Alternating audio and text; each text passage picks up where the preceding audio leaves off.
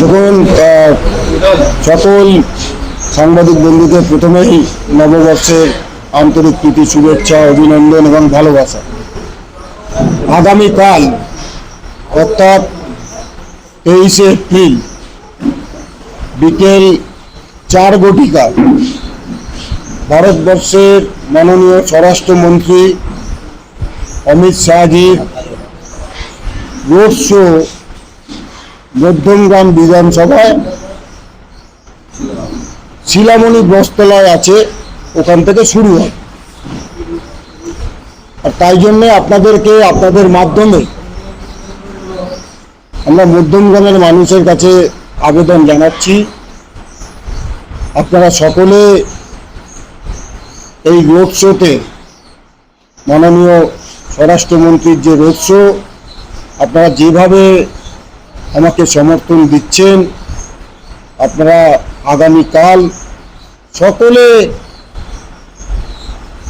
মাননীয় অমিত শাহজি রোড শোয়ের পা মেলান। কারণ আপনারাই আওয়াজ তুলে দিয়েছেন। মাননীয় প্রধানমন্ত্রী নরেন্দ্র মোদী বাংলার জন্য যে আওয়াজ তুলেছে, অর্থাৎ পাল্টানো দরকার, চাই বিজেপি সরকার। আর আপনারা যেভাবে সমর্থন দিচ্ছেন, আমি নিশ্চিত যে মধ্যমগ্রামেও এবার পাল্টাচ্ছে, অর্থাৎ মধ্যমগ্রামও বিজেপির বিধায়ক পাচ্ছে।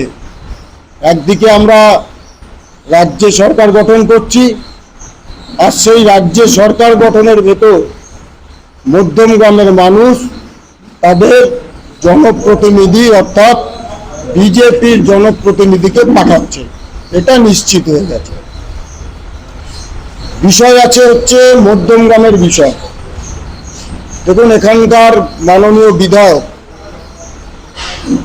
উন্নয়নের ঢাক পেটাচ্ছে। আমরা প্রকাশ্যে তার কাছে আবেদন করছি, আপনি যদি এত উন্নয়ন করে থাকেন, তাহলে সাধারণ মানুষকে কেন ধমকাচ্ছেন, কেন চমকাচ্ছেন, কেন ভয় দেখাচ্ছেন, কেন ভয় দেখিয়ে ভোট নেবার প্রচেষ্টা করছেন? আপনি 15 বছরের বিধায়ক, আপনি কি উন্নয়ন করেছেন?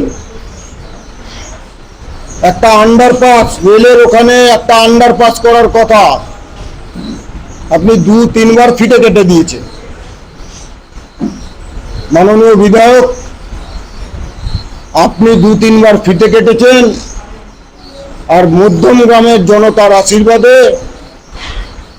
ভারতীয় জনতা পার্টির বিধায়ক হিসাবে আমি ওই আন্ডারপাসের শিলান্যাস নয়, শুভ সূচনা করব। উন্নয়ন করেছে মধ্যমগ্রাম মিউনিসিপ্যালিটি, চাকরি নিয়ে দিয়ে দুর্নীতি, বেকার যুবকদের সারা পশ্চিমবঙ্গ চলছে। মধ্যমগ্রাম মিউনিসিপ্যালিটি বাদ নয়, বহু মিউনিসিপ্যালিটিতে একই কায়দায় অবৈধভাবে নিয়োগ করেছে শুধুমাত্র টাকার বিনিময়, আর তাকে কেন্দ্র করে মামলা চলছে। মিছির ডাক আসছে, আয় আয় আয় আয় করে ডাকছে, কখনো অসুস্থ হয়ে যাচ্ছেন। দেখুন, মুখোশ যেটা আছে সেটা কিন্তু আমরা এবার খুলে ফেলে দেব, আসল মুখটা আমরা সামনে আনবো।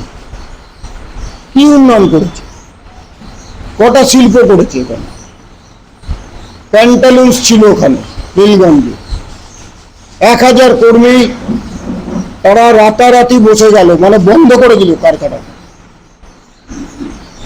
একটা ইন্ডাস্ট্রি আছে ওখানে, কটন ইন্ডাস্ট্রি বন্ধ। মেট্রো ডেয়ারি সরকার পুরো শেয়ার মেসেজে বেসরকারি করে দিল, মাত্র কয়েকটা টাকার বিনিময় সরকার পুরো শেয়ারটা ছেড়ে দিয়ে বেসরকারি করে দিল। এদিকে রোহনডার দিকে, নীলগঞ্জের দিকে যে কারখানাগুলো রয়েছে, ছোট ছোট কারখানা, সেখানে সাপ্লাই দিচ্ছে লেবার, তাদের থেকে কমিশন নিচ্ছে। মধ্যমগ্রামে একটার পর একটা জলাভূমি ভরাট হয়েছে, সব থেকে বেশি পশ্চিমবঙ্গে জলাভূমি ভরাট করে এখানে প্রমোটিং রাজ চলেছে এই মধ্যমগ্রামের বুকে। স্বাস্থ্য ব্যবস্থার কি দুর্নীতি, কি পরিস্থিতি! দুদিকে দুটো হসপিটাল, একটা গ্রামীণ হসপিটাল, সেখানে কুকুর আর বেড়াল ঘুরে বেড়ায়। সাধারণ মানুষ গেলে বলছে রেফার, জ্বর নিয়ে যান, পেট খারাপ নিয়ে যান, রেফার করে দিচ্ছে। আর আজকে তিনি ইস্তারে দিয়েছেন কি প্রসূতিদের আবার পুনরায় চালু করা হবে। তাহলে 15 বছর কি করছিলেন? হাসপাতালটা ডেভেলপমেন্ট কোথায়? আসলে হাসপাতালগুলোকে মেরে দেবেন, তার পিছনে কারণ আছে। উল্টো দিকে হচ্ছে মধ্যমগ্রাম মিউনিসিপ্যালিটি পরিচালিত হাসপাতাল, 15 বছর তৃণমূল কংগ্রেস সরকারে আছে। মমতা ব্যানার্জি বড়াই করে স্বাস্থ্য সাথী কার্ডের 1.5 মাস আগে ওই তৃণমূল পরিচালিত মিউনিসিপ্যালিটি হাসপাতালে স্বাস্থ্য সাথী কার্ড অ্যালাউ করেছে। অর্থাৎ স্বাস্থ্য সাথী কার্ড যে অচল, সেটা একটা তৃণমূলের মিউনিসিপ্যালিটি বলে দিচ্ছে। স্বাস্থ্য পরিষেবাও নেই সেখানে। কেন করা হয়েছে? পুরো পরিকল্পিতভাবে করা হয়েছে, যাতে গরিব মানুষের ঘটি বাটি বিক্রি করে তাদেরকে বিপুল টাকায় চিকিৎসা করাতে হয়। দেখুন যশোর রোডের পাশ দিয়ে যে কটা ব্যাঙের ছাতার মতো নার্সিংহোম গজিয়ে গেছে। কাদের এই নার্সিংহোমগুলো? কাদের এই নার্সিংহোমগুলো? আমরা তো শুনতে পাচ্ছি ওগুলো তৃণমূল নেতাদের নামে আছে, বকলমে তাদের আত্মীয়দের নামে আছে। আর সেখানে সাধারণ মানুষ, গরিব মানুষের গলা কাটা হচ্ছে চিকিৎসার নাম করে। উন্নয়ন করেছে মধ্যমগ্রাম চৌরাস্তা, মানে চৌমাথা, আগে হাইওয়ে ন্যাশনাল 12 ছিল, 34 ছিল, এখন 12 হয়েছে।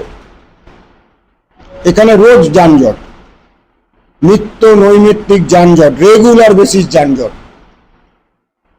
কেন একটা উড়ালপুল হলো না? কে উত্তর দেবে? উন্নয়ন করেছেন নাকি? কোথায় উন্নয়ন? বলুন কোথায় উন্নয়ন? উনি বলছিলেন রাস্তাঘাট নিয়ে, উনি বলছেন না। আরে মধ্যমগ্রাম বিধানসভা শুধু মিউনিসিপ্যালিটি নিয়ে নয়। আর মিউনিসিপ্যালিটির কি করুণ দশা, আজকে সকালেই আমি লাইভ করে দিয়েছি, দেখবেন। শহরের বুকে রাস্তা, আর সেই রাস্তা ওখানকার মানুষ অভিযোগ করছে 8-10 বছর ধরে রাস্তাই হয় না। আমি দেখিয়ে দিয়েছি, লাইভ আছে, দেখবেন। আমি যা যা দেখাচ্ছি লাইভ দেখাচ্ছি।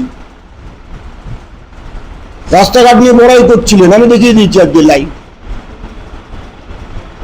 ভোটের আগে এখন তড়িঘড়ি কাজ করছে কিছু জায়গায়। উন্নয়ন করেছে, গরিব মানুষের উন্নয়ন করেছে। সাজিরহাট, এখানে শ্মশান আছে।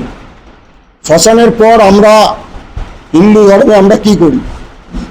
দাহ করি। দাহ করার পর অস্থিটা বিসর্জন দিই। এখানে অস্থি বিসর্জন হয়? আপনারা বলুন। এখানে অস্থি বিসর্জনটা পর্যন্ত হয় না। এখানে দাহ করে অস্থিটা নিয়ে গিয়ে অন্য জায়গায় বিসর্জন করতে হয়। তাই আমি নয় খাল নিয়েও আমি লাইভ করেছিলাম।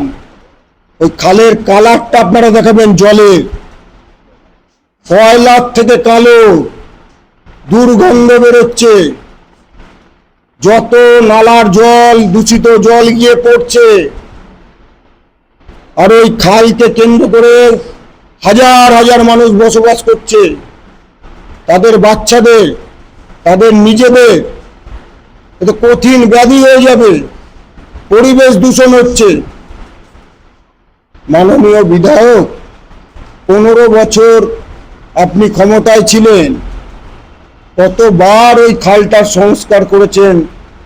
একবার মানুষের কাছে এসে বলে দিন। সব দাহ করার পর আমরা একটা খালে নামতে পারবো না, অথচ ওই খাল দিয়ে আগে ব্যবসা বাণিজ্য হতো। আমি তো চ্যালেঞ্জ করেছি বিধায়ককে, আপনাকে চান করতে হবে না, আপনি একবার হাঁটু জলে নেবে এই খালে দেখান, উন্নয়ন করেছেন। আজকে একটার পর একটা বেআইনি খালি বিল্ডিং হয়ে চলেছে। এয়ারপোর্টের পাশে একদম গঙ্গানগরে 28 নম্বর ওয়ার্ড শেষ হলে এয়ারপোর্টের পাশে সেখানে বেআইনিভাবে জলাভূমি 55 বিঘা, আপাতত 55 বিঘা, কিন্তু টার্গেট অনেক বেশি। 55 বিঘা জলাভূমি ভরাট করা চলছে একদম এয়ারপোর্টের পাঁচিল লাগোয়া। আমি এয়ারপোর্ট অথরিটিকে চিঠি লিখব যে কিভাবে এয়ারপোর্ট পাঁচিল লাগোয়া জায়গায়, ওখানে জায়গায় ওরকম কমপ্লেক্স তৈরি হতে পারে, কারা কারা এর সাথে যুক্ত আছে। 4 তারিখের পর যথাযথ তদন্ত হবে, আইনের মাধ্যমে যে যে যুক্ত থাকুক তাদের কিন্তু শ্রীঘরে যেতে হবে, নিশ্চিত থাকুন আপনারা। আমরা একদিকে যেরকম বলছি যে মধ্যমগ্রামের কি ডেভেলপমেন্ট হচ্ছে দেখান না। মধ্যমগ্রাম মানে ফুটবলের শহর, সুব্রত কাপের নাম আপনারা জানেন। মধ্যমগ্রাম হাই স্কুল 7 বার সুব্রত কাপ জিতেছে। আজকে ফুটবল মাঠগুলোর অবস্থা দেখুন, সবকটা জেলখানা করে দিয়েছে, অর্থাৎ লক অ্যান্ড কি। যারা বয়স্ক মানুষ আছে তারা হাঁটতে যান সকালবেলায় বিকেলবেলায়, যারা কচি কচি বাচ্চা ছেলে মেয়ে তারা ফুটবল খেলতে যান বা কেউ ক্রিকেট খেলতে যান, তারা মাঠে ঢুকতে পারে না। আমার কাছে আফসোস করেছে, বলছে আপনি তো একজন খেলোয়াড় ছিলেন। আর সত্যি বলছি, আমি তো এইসব মাঠে খেলে গেছি, কোথাও কিছুই ছিল না। তার মানে কি? তার মানে ল অ্যান্ড অর্ডার সিচুয়েশন খারাপ আছে, তাই মাঠগুলোকে ফাঁকা রেখে দিতে ভয় পাচ্ছে। আর মাঠগুলোতে একদম কোথাও বসতির বাইরে নয়, সব তো প্রপার এরিয়া, সেখানকার সাধারণ মানুষ ঢুকতে পারবে না, যখন ইচ্ছা মাঠে ঢুকতে পারবেন না। সেটাও তৃণমূলের নেতা কন্ট্রোল করবে, কখন মাঠে ঢুকবে কখন মাঠে আসবে, কে মাঠে ঢুকবে কে মাঠে ঢুকবে না, এটাও তারা ঠিক করে দেবে। আজকে ফুটবলের অবস্থা কি মধ্যমগ্রামে? আমার তো প্রচুর বন্ধু আছে যারা ফুটবলার ছিল, এখন বলুন কারা ফুটবলার আছে? কিচ্ছু নেই, ফুটবল লাটে তুলে দিয়েছে। এরকম আপনি যদি কেমিয়া খামারপাড়া যান, আপনি যদি রোহন্ডা যান, নীলগঞ্জ যান, বহু ফ্যাক্টরি গজিয়ে উঠেছে। সেখানে তো বললাম লেবার নিচ্ছে, শ্রমিকদের নিচ্ছে, আর শ্রমিকদের নিয়ে তাদের থেকেও কাটমানি খাচ্ছে। আরো কি ক্ষতি করছে? সেই কারখানাগুলোর যে বর্জ্য পদার্থ আছে, দূষিত পদার্থ, সেই পদার্থগুলো কৃষি জমিতে চলে যাচ্ছে। আর কৃষি জমিতে গিয়ে সেই জমি যে উর্বরতা, অর্থাৎ সেই উর্বরতা সেই জমিটাকে ড্যামেজ করে দিচ্ছে। কৃষকদের ফসল আর পাবে না, জমিতে চাষ করতেই পারবে না। এরকম বিষয়গুলো আছে। আমি জানি না তিনি কোথায় উন্নয়ন দেখছেন। মধ্যমগ্রামের গরিব মানুষ, তারা গরিবের থেকে গরিব হয়েছে। মধ্যমগ্রামের সাধারণ মানুষ, মধ্যমগ্রামের মধ্যবিত্ত মানুষ, তারা রোজ রোজ তাদের মানে যে আয়ের পরিধি তা একদম নিচের দিকে চলে যাচ্ছে। এখানে কোনো শিল্প নেই, এখানে শিক্ষা ব্যবস্থার দুরবস্থা, এখানে স্কুলগুলো, প্রাথমিক স্কুলগুলো বন্ধ হয়ে পড়ে রয়েছে। কোনো স্কুল খোলা আছে, একটা দুটো ঠুনঠুন করছে মাস্টার, স্টুডেন্ট নাই। পাড়ায় পাড়ায় গজিয়ে উঠেছে ইংলিশ মিডিয়াম স্কুল। শিক্ষা ব্যবস্থা রসাতলে। কোথায় ডেভেলপমেন্ট? শিক্ষায় ডেভেলপমেন্ট নেই, স্বাস্থ্যে ডেভেলপমেন্ট নেই, কর্মসংস্থানে ডেভেলপমেন্ট নেই। হ্যাঁ, একটা জিনিসে সত্যি উন্নয়ন করেছেন, তৃণমূল নেতাদের ব্যাংক ব্যালেন্স আর সম্পত্তিতে উনি উন্নয়ন করিয়ে দিয়েছেন, এটা উনি একদম সঠিক কথা বলেছেন। তাই আমরা মধ্যমগ্রামের মানুষের কাছে আবেদন করেছি যে আসুন, আমরা 22টা রাজ্যে আছি, এখানে ডেভেলপমেন্ট দেখুন কাকে বলে। আমরা ডেভেলপমেন্ট করব, আমরা শিল্প থেকে আরম্ভ করে, স্বাস্থ্য থেকে আরম্ভ করে, এখানে কর্মসংস্থান থেকে আরম্ভ করে, যেরকম রাজ্যের বিষয় আছে, যেরকম আমরা মা বোনদের জন্য বলেছি যে 4 তারিখের পর প্রত্যেক মাসের 1 থেকে 5 তারিখের ভেতর মা বোনদের ব্যাংক অ্যাকাউন্টে 3000 টাকা করে ঢোকাবো প্রতি মাসে। প্রত্যেক বেকার যুবক যুবতীদের প্রত্যেক মাসে 3000 টাকা করে তাদের ব্যাংক অ্যাকাউন্টে ঢোকাবো। 5 বছরে 1 কোটি বেকারের যুবকের চাকরি দেব। কারণ এটা আমাদের যে রাজ্যের যে সংকল্পপত্র আপনারা পেয়েছেন, এখানে অনেক বিষয়গুলো আছে, সেগুলো আপনারা দেখিয়েছেন। আর রাজ্যটা মধ্যমগ্রামের ভেতর, আর তাই সেই বিষয়গুলো এখানেও বাদ যাবে না। আর একটা বিষয় অত্যন্ত গুরুত্বপূর্ণ বিষয়, দেখুন আমরা এবারে নির্বাচন লড়ছি, বাংলাকে বাঁচানোর নির্বাচন, আগামী প্রজন্মকে বাঁচানোর নির্বাচন। দেখুন বাংলায় আমরা বারবার বলি যে এখানে যে আমাদের হিন্দু ধর্মের উৎসব পার্বণগুলো, সেখানে বিঘ্ন ঘটানো হচ্ছে। কোথাও মন্দির অপবিত্র করা হচ্ছে, মন্দির ভাঙা হচ্ছে, মূর্তি ভাঙা হচ্ছে, একটার পর একটা ঘটনা আপনারা দেখাচ্ছেন।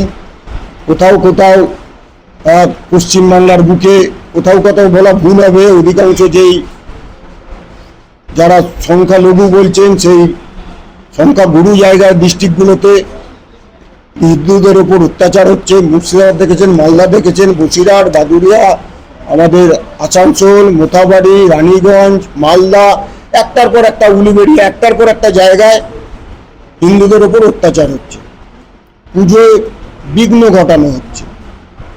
আমি এই মধ্যমগ্রামের বিধায়কের কাছে একটা প্রশ্ন রাখতে চাই। এবছর 2026 সালে সরস্বতী পুজো, 2026 সালে সরস্বতী পুজো ময়নাগুড়ি প্রাথমিক বিদ্যালয়, সেখানে সরস্বতী প্রতিমা, সেখানে সেই বিদ্যালয়ের ভেতর পুজো করতে গেল। আপনারা কল্পনা করুন, ভাবুন, সেই বিদ্যালয়ের ভেতর সরস্বতী পুজো করতে পারল না। ন্যাশনাল হাইওয়ে 12-র ওপর এসে রাস্তার উপর সরস্বতী পুজো করতে হলো এই মধ্যমগ্রাম বিধানসভার ভেতর। বিধায়ক মহাশয় প্রতিবাদ করেছিলেন, একটা কথা বলেছিলেন, একটা প্রতিবাদ করেননি। তাই আমি মধ্যমগ্রামের মানুষের কাছে আবেদন করব, বিভিন্ন আমরাও সংকল্পপত্র দিয়েছি যে মধ্যমগ্রামে কি কি করব, আপনাদের হাতেও আমরা পৌঁছে দেব যে কি কি আমরা আগামী দিন করব। যেরকম আমরা বলছি যে আমরা আন্ডারপাস করব, অর্থাৎ রেল লাইনের যে নিচে দিয়ে আন্ডারপাস করব। আমরা এই যে চৌমাথা আছে, এখানে ওরাল পুল করব।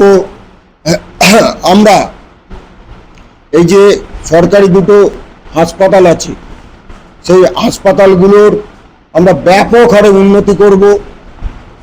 মাল্টি স্পেশালিটি সেই ব্যবস্থাগুলোকে এখানে নিয়ে আসবো, যাতে মধ্যমগ্রামের মানুষকে বাইরে না নিয়ে যেতে হয়, কোথাও বাইরে গিয়ে চিকিৎসা না করতে হয়। আর তার সাথে সাথে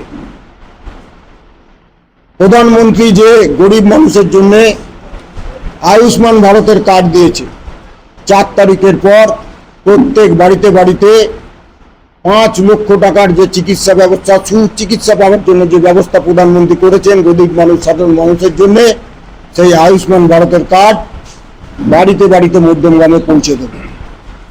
বিধায়ক মহাশয় একটা ওনার ইস্তাহারে একটা অদ্ভুত বিষয় লিখেছেন। কি লিখেছেন? না তিনি মধ্যমগ্রামের বাড়িতে বাড়িতে পাইপের মাধ্যমে গ্যাস পৌঁছে দেবেন। এখন 15 বছর ধরে তিনি গ্যাস দিয়ে যাচ্ছেন, তা তিনি গ্যাস দিন, মধ্যমগ্রামের মানুষ বুঝতে পারছে। বিধায়ক মহাশয়, ওই গ্যাসের প্রকল্পটা নরেন্দ্র দামোদর দাস মোদীর অর্থাৎ কেন্দ্রীয় সরকারের, আর ওই প্রকল্পের মাধ্যমে আপনাকে কিছু করতে হবে না, কারণ আপনাদের সরকারও থাকবে না আর আপনিও থাকবেন না। ওই প্রকল্পটা, কেন্দ্রীয় সরকারি প্রকল্পটা সঠিকভাবে সুষ্ঠুভাবে মানুষের বাড়িতে বাড়িতে মধ্যমগ্রামের বিজেপির বিধায়ক পৌঁছে যাবে। এটা মোদিজির গ্যারেন্টি, এটা বিজেপির গ্যারেন্টি। এখনো বহু জায়গায় আমি যাচ্ছি গ্রামে বা শহরের মুখে, ওখানে লেখা থাকছে পোস্টার, কারণ এখানে ভয়ের পরিবেশ আছে। পোস্টার লিখছেন গ্রামবাসীরা, কল আছে জল নেই, আপনারা দেখেছেন রাস্তার বেহাল দশা। আমরা প্রতিশ্রুতিবদ্ধ, আমরা জল জীবন যে আমাদের নল সে জল, প্রত্যেক বাড়িতে বাড়িতে নল পৌঁছে দেওয়ার যে প্রকল্প মাননীয় নরেন্দ্র মোদীজি করেছেন, এখানে আমরা আর্সেনিক মুক্ত জল প্রত্যেক বাড়িতে বাড়িতে পৌঁছে দেব। তা এই বিভিন্ন বিষয়গুলো নিয়ে, আর বিশেষ করে আগামীকাল 23 তারিখ বিকেল 4টের সময় শিলামণি বস্ত্রালয়ের সামনে থেকে ভারতবর্ষের স্বরাষ্ট্রমন্ত্রী অমিত শাহজি রোড শো করবেন।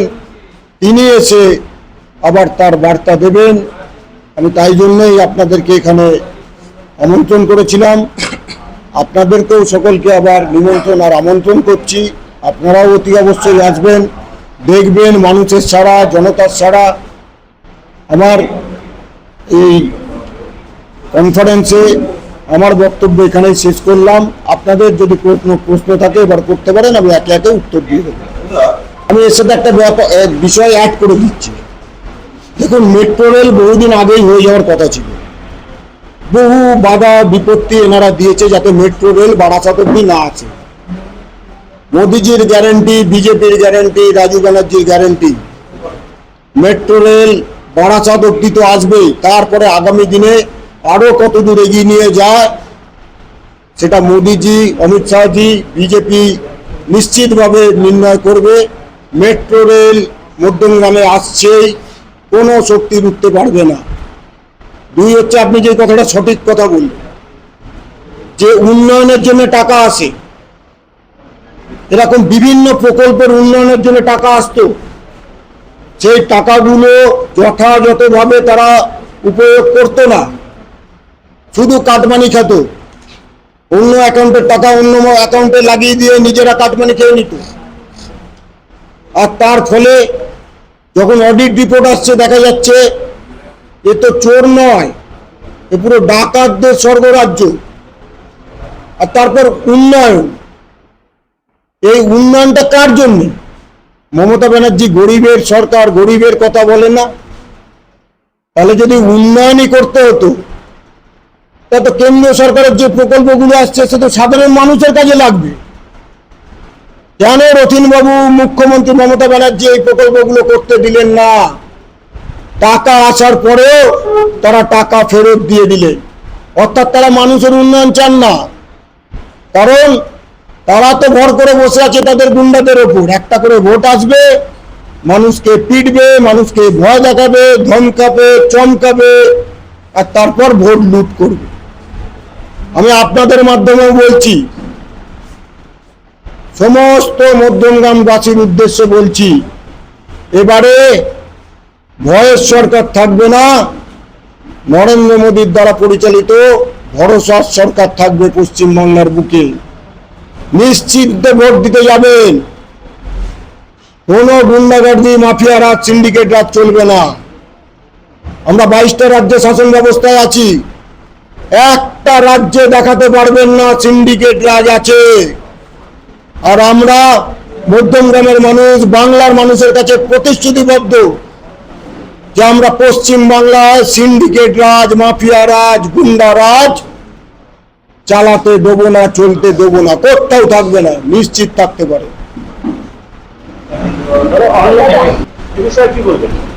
এ বিষয়ে আমার দুটো কথা আছে। এক হচ্ছে, মুখ্যমন্ত্রী মমতা ব্যানার্জি, আপনি যে টাকাটা দেন মা বোনেদের, ওটা কি অভিষেক ব্যানার্জি ওই কয়লা, গরু, পাথর, বালি, ওইখান থেকে যে বিপুল হারে টাকা লুট করেছে ওগুলো বেলাচ্ছেন? একদম নয়। আপনি আপনার যে টাকাগুলো মা বোনেদের অ্যাকাউন্টে দিচ্ছেন সেগুলো হচ্ছে আমার আপনার ট্যাক্স পেয়ারের টাকা। ওটা কালীঘাটে অভিষেক ব্যানার্জি, মমতা ব্যানার্জির বাড়িতে ছাপা হয় না, ওটা সাধারণ মানুষের টাকা, সাধারণ মানুষকে ফেরাচ্ছেন।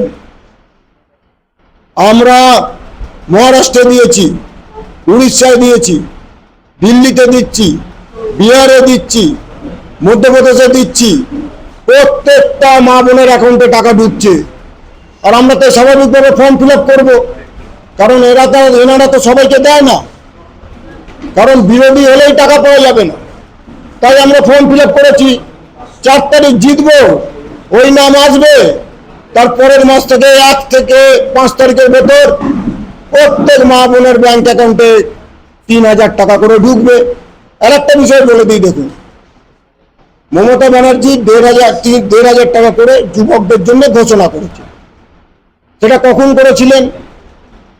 যেদিন বাজেট সেদিন ঘোষণা করলেন। ঘোষণাটা মনে আছে কি করেছিলেন? যে আগামী অগস্ট মাস থেকে আমি যুবক যুবতীদের ব্যাংক অ্যাকাউন্টে টাকা ঢোকাবো। এবার তিনি রাত্রিবেলায় ঘুমোতে গেলেন, বলে তো ফেলেছেন। এবার রাত্রিবেলায় তিনি বুঝতে পারছেন যে উঠলেন, আর উঠে বুঝতে পারলেন আগস্টে তো আমি প্রাক্তন মুখ্যমন্ত্রী হয়ে যাব, তাহলে আমি টাকাটা দেবো কি করে? তাই তিনি তড়িঘড়ি যুবকদের ভোলানোর জন্য ওই একটা ঘোষণা করে দিলেন। আমরা তো যুবকদেরও ফর্ম ফিল আপ করাবো। আর একইভাবে বলছি, প্রত্যেক যুবকের অ্যাকাউন্টে যতদিন না পর্যন্ত চাকরি পাচ্ছে ততদিন অবধি আমরা যুবক যুবতীদের 3000 টাকা করে মাসে মাসে দেব। আর এখানে কর্মসংস্থান কোথায়? আমি একটা একটা করে রাজ্য বলছি, কোনো জিজ্ঞেস করবেন আপনার বিধায়ককে, একটা একটা করে রাজ্যের কথা বলছি।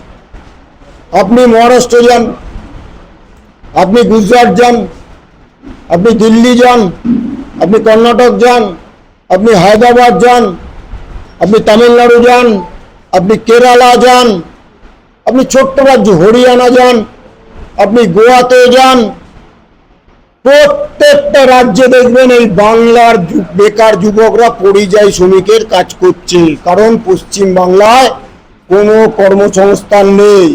আর ওই পরিযায়ী শ্রমিকদের নরেন্দ্র মোদী গ্যারান্টি দিচ্ছে, বিজেপি গ্যারান্টি দিচ্ছে, আপনাদের সকলকে আমরা ফিরিয়ে এনে এই পশ্চিম বাংলায় আমরা কর্মসংস্থান দেব, কোনো বাইরের রাজ্যে আপনাদের কাজ করতে যেতে হবে না।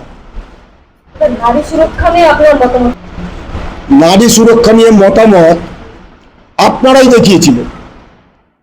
মুখ্যমন্ত্রীর একজন মন্ত্রী, মৎস্যমন্ত্রী, মুখ্যমন্ত্রীর ক্যাবিনেটের মন্ত্রী, মৎস্যমন্ত্রী অন ক্যামেরা বলছে যে আমি সকালবেলায় কাগজ খুলতে ভয় পাই, হেডলাইন দেখতে ভয় পাই। কেন? কারণ আমি ওই হেডলাইন খুললেই দেখব কোন মায়ের ধর্ষণ হয়ে গেছে, কোন মহিলাকে নিয়ে গিয়ে কোন কারখানার ভেতর ধর্ষণ করে দিয়েছে, কোন পাড়ায় গিয়ে কোন মহিলার ওপর নির্যাতন করেছে। অর্থাৎ হেডলাইন খুললেই হচ্ছে নারী সুরক্ষা যে পরিস্থিতি পশ্চিমবঙ্গের বুকে, অর্থাৎ ধর্ষণ, মহিলাদের খুন, মহিলাদের অত্যাচার, সেটা ফুটে উঠছে। এটা মাননীয় মুখ্যমন্ত্রী এক মন্ত্রী বলছেন, মৎস্যমন্ত্রী বলছেন।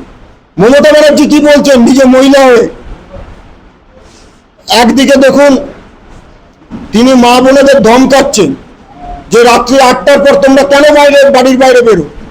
কি অদ্ভুত! আসলে তিনি পাড়ায় পাড়ায় সুশাসন দিতে পারেননি, কিন্তু পাড়ায় পাড়ায় দুঃশাসন তৈরি করে দিয়েছে। আর সেই দুঃশাসনটা তার কন্ট্রোলের বাইরে। তাই মা বোনেদের বলছেন একদম 8টার পর বেরোবেন না, কোথায় কি হয়ে যাবে তার দায়িত্ব আমার নয়। আর তাই জন্য তো মহিলা মুখ্যমন্ত্রী, আর এই পশ্চিমবঙ্গের বুকে মহিলারা সব থেকে বেশি অত্যাচারিতা নির্যাতিতাই পশ্চিমবাংলার বুকে। কোনো মহিলাদের সুরক্ষা নেই, কোনো রকম সুরক্ষা ব্যবস্থা নেই। আপনি বলুন না, একটার পর একটা ঘটনা হয়েছে এই জেলায়। কামদুনি নৃশংসভাবে অত্যাচার করেছে, খুন করে দিয়েছে, বিচার হয়েছে। পাঁচটি বিচার হয়েছে। সন্দেশখালী একটার পর একটা মহিলার উপর নির্যাতন হয়েছে, বিচার হয়েছে। চলে যান পাশের পানিয়াটি, আমাদের ছোট্ট বোন অভয়া, পুরো বিষয়টাকে ধামাচাপা দিয়ে দেওয়া হয়েছে। মাননীয় মুখ্যমন্ত্রী আর তার সাকরেদদের বলছি, 4 তারিখের পর বিজেপি ক্ষমতায় আসবে, আর প্রথম কাজ হবে আমরা তদন্ত কমিশন বসিয়ে ওই অভয়া কাণ্ডের সাথে যারা যারা যুক্ত আছে, যত বড় মাথা হোক না কেন, আইনের মাধ্যমে তাদেরকে আমরা কঠোর থেকে কঠোর শাস্তির ব্যবস্থা করব। এটা বিজেপির গ্যারেন্টি, নরেন্দ্র মোদীর গ্যারেন্টি। আর তাই মহিলা সুরক্ষা নিয়ে যত কম বলা যায় তত ভালো।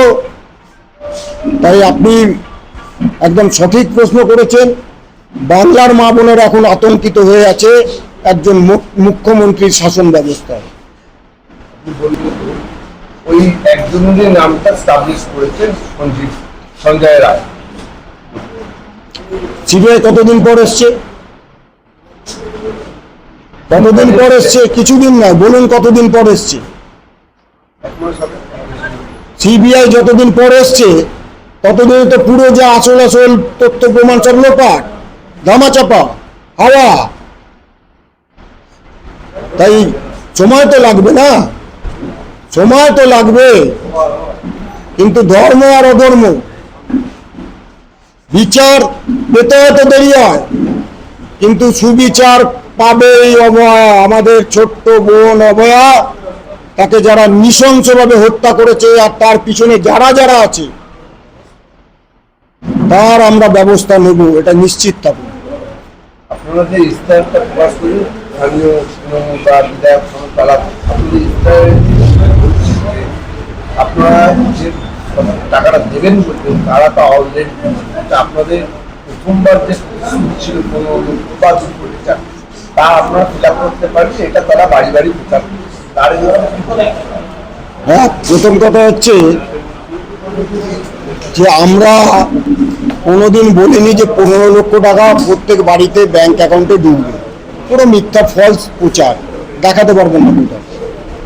2 হচ্ছে যারা বলছেন যে এই বাজেটের টাকা কোথা থেকে আনবো, আপনাদের চিন্তা করতে হবে না। কারণ যে উন্নয়ন খাতে বিপুল টাকা কেন্দ্র সরকার দিচ্ছে, আমরা তো এরপর তদন্ত করব যে আপনাদের নেতারা কত কোটি টাকা খেয়েছে। এর আগের খাদ্যমন্ত্রী, সব থেকে বেশি ঘোটালা হচ্ছে খাদ্য ব্যবস্থায়, 10,000 কোটি টাকা লুট করেছে খাদ্য ব্যবস্থায়। যারা বলছে না, উনি তো খাদ্যমন্ত্রী আছেন, আমি জানি না উনি পশ্চিমবঙ্গের কটা জায়গায় ঘুরেছে। সব জায়গায় গরিব মানুষ খাবার পায়, সব জায়গায় প্রপার ডিস্ট্রিবিউশন হচ্ছে, দেখেছেন? আপনারা মনে করুন, প্রধানমন্ত্রী নরেন্দ্র মোদী যখন রেশন কার্ড আর আধার কার্ডের লিঙ্কিং করতে বলল, কোন রাজ্যের মুখ্যমন্ত্রী কোনো আপত্তি করেনি, একমাত্র মমতা ব্যানার্জি আপত্তি করছে, বলছে করতে দেওয়া যাবে না। তার কারণ কি? তার কারণ যখন এই আধার কার্ড আর ভোটার এই আমাদের রেশন কার্ড লিঙ্কিং হলো, 2 কোটি ভুয়ো রেশন কার্ড পাওয়া গেল পশ্চিমবাংলায়, 2 কোটি। আর সেই 2 কোটির টাকাটা পুরো কেন্দ্র থেকে এরা মেরে দিত। 10,000 কোটি টাকার রেশন ঘোটালা করেছে। শিক্ষা ব্যবস্থায় ঘোটালা, স্বাস্থ্য ব্যবস্থায় ঘোটালা, খাদ্য ব্যবস্থায় ঘোটালা। আর তারা সব জেলে গেছিল, বর্তমানে বেলে আছে। 4 তারিখের পর আবার জেলেই যাবে তারা। জনতার সরকার, জনতার বিচার করবে, নিশ্চিত থাকতে পারে। বাংলার মায়েদের আগে মায়েদের সুরক্ষা দিন, মায়েদের তো সুরক্ষা দিন। আর পুজোর বোনাস কে দেবে? বিজেপির সরকার দেবে। উনি তো প্রাক্তন হয়ে যাবে। যা বোনাস দেওয়ার, যা দিয়ে দেওয়ার যা রাজ্য সরকারের কর্মচারী আছে, সপ্তম বেতন কমিশন 4 তারিখের পর থেকে 45 দিন আমরা সপ্তম বেতন কমিশন লাগু করে দেব। মহার্ঘ ভাতাটা দিয়ে কেন্দ্র আর রাজ্য সমহারে পায় না। এর সাথে পেনশনভোগী যারা আছেন তারা, অর্থাৎ বর্তমানে যারা চাকরি করছেন, যারা পেনশন পান, তাদেরকে কেন্দ্রের হারে দিয়ে আমরা দেবো 4 তারিখের পর। আর একটা বিষয়, বার্ধক্য ভাতা এবং বিধবা ভাতা আছে। আমি এলাকায় এলাকায় যাচ্ছি, বহু মা বোনেরা, বয়স্করা, তারা বলছে বাবা আমার তো বিধবা ভাতাও পাই না, বার্ধক্য ভাতা পাই না। 4বার 5বার করে অ্যাপ্লিকেশন করেছি। আমি বলেছি মা, বাবা, জেঠু, কাকা, আপনারা নিশ্চিত থাকুন, যারা যারা পাচ্ছেন আর যারা যারা পাচ্ছেন না, যারা পাচ্ছেন না তাদের নাম তুলব, আর যারা পাচ্ছেন 4 তারিখের পর বিধবা ভাতা, বার্ধক্য ভাতা আমরা দ্বিগুণ করে দেব, দ্বিগুণ করে আপনাদের অ্যাকাউন্টে পাঠাবো।